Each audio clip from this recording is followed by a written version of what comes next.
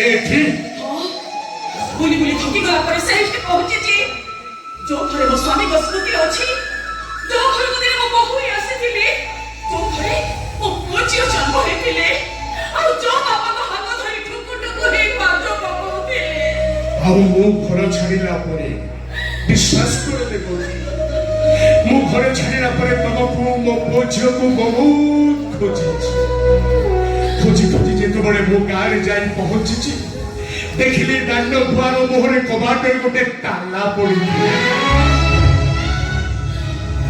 ସେ ତାଲା ଦେଖି ମୁଁ ଫେରି ଆସିଲି, ହେଲେ ଥରେ ନୁହଁ ଦେବକି 10 ଥର ମୁଁ ଘରକୁ ଯାଇଛି।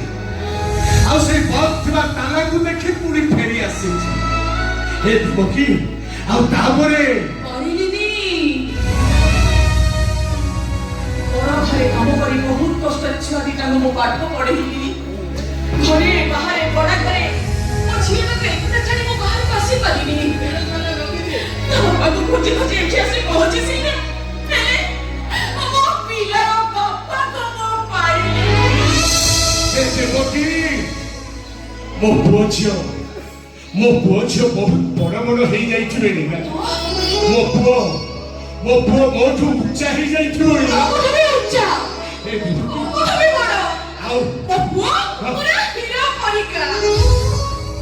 ଆଉ ମୋ ଝିଅ ମୁଁ ଜାଣିଛି ଦେବକି, ମୋ ଝିଅ ଠିକ ତମ ପରି ହେଇଥିବ। ତମେ କି ଭାଗ୍ୟବାନ ଦେବକି, ପୁଅ ଝିଅ ସମସ୍ତଙ୍କୁ ନେଇ ସଂସାର କରି ରହିଛ। ହେଲେ ମୁଁ ଗୋଟେ ଯାଯାବର ପାଲଟି କଣ ହେଇଛ ମୋ ଝିଅ?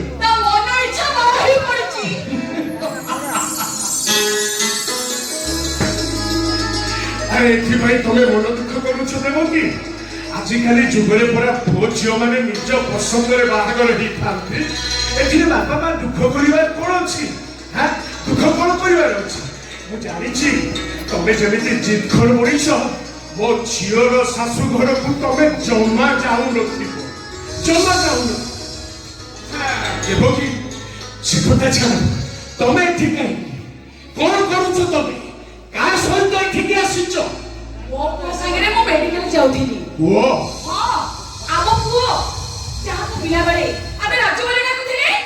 ସ୍କୁଲରେ ପାଠ ପଢିଲା ବେଳେ ତା ସାଙ୍ଗସାଥି ମାନେ ତାକୁ ରାଜା ବୋଲି ଡାକିଲେ। ଆମ ରାଜୁ ରାଜା ହିରୋ ହେଇଗଲା। ରାଜା? ଆମ ପୁଅ ଏଇ ମୋବାଇଲଟା ମତେ ଦେଇକି ଯାଇଛି। ମୋବାଇଲ ଉପରେ ତ ଫଟୋଟା ଅଛି। ଦେଖ।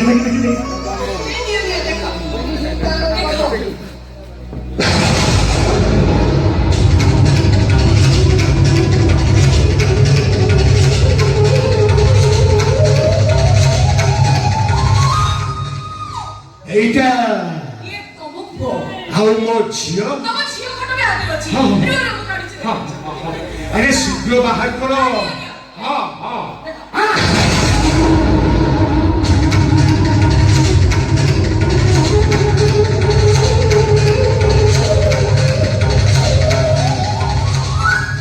এইটা তাহলে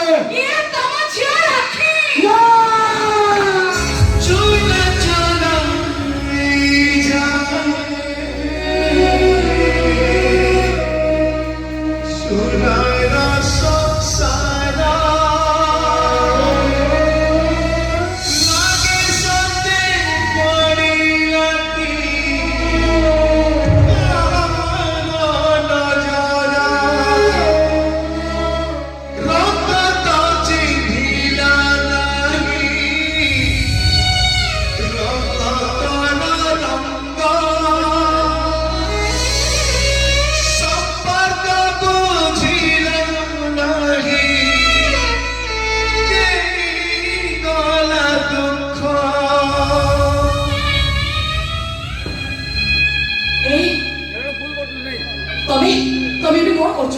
କୋଉଠି ରହୁଛ? କି କାମ କରୁଛ? ଆଚ୍ଛା, ତମେ ସେ ରାକ୍ଷସ ପାଖରେ କାମ କର ତ? ତା ପାଖରେ ରହୁନ ତ? ଭଲ କରୁଛ ତମେ, ବହୁତ ଭଲ କରୁଛ। ମୋ ମନକୁ ଠିକ ପାଇଛି ତମେ ତା ପାଖରେ କାମ କରୁନ।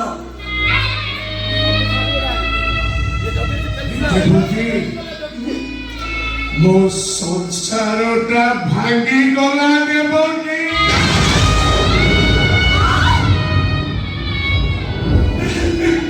ମାନେ ମାନେ ନାଇଁ ନାଇଁ, ମୋ ସଂସାର ହସୁଥିବ, ମୋ ପୁଅ ଝିଅ ତମକୁ ନେଇ ମୋ ସଂସାର ଉଠିବ, ହସି ଉଠିବ।